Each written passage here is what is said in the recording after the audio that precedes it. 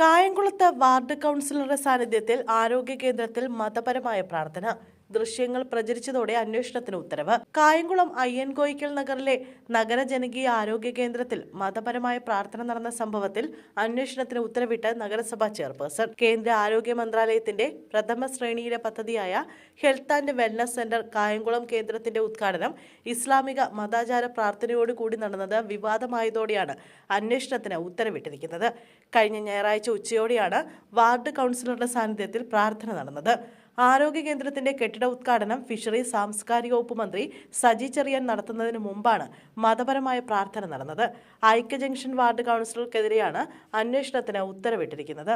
സംഭവത്തിന്റെ വീഡിയോ ദൃശ്യങ്ങൾ സമൂഹ മാധ്യമങ്ങളിലൂടെ പ്രചരിച്ചതോടെ വലിയ വിവാദമാണ് ഉടലെടുത്തിരിക്കുന്നത്. CPM ഭരിക്കുന്ന കായംകുളം നഗരസഭയിലെ 43-ാം വാർഡിലായിരുന്നു വിവാദ സംഭവം. മന്ത്രി സജി ചെറിയാനാണ് ഉദ്ഘാടനം നിർവഹിച്ചത്. CPM MLA പ്രതിഭ ഹരിയാണ് അധ്യക്ഷത വഹിച്ചത്. സർക്കാർ ചടങ്ങിൽ ഇസ്ലാമിക മതാചാരങ്ങൾ ഉൾപ്പെടുത്തിയതിനെതിരെ BJP ശക്തമായി പ്രതികരിച്ചു. ഇത് ഭരണഘടനയെയും രാജ്യത്തെ മതനിരപേക്ഷ മൗലികതകളെയും അപമാനിക്കുന്നതാണെന്ന് ജില്ലാ പ്രസിഡന്റ് സന്ദീപ് വചസ്പതി ആരോപിച്ചു.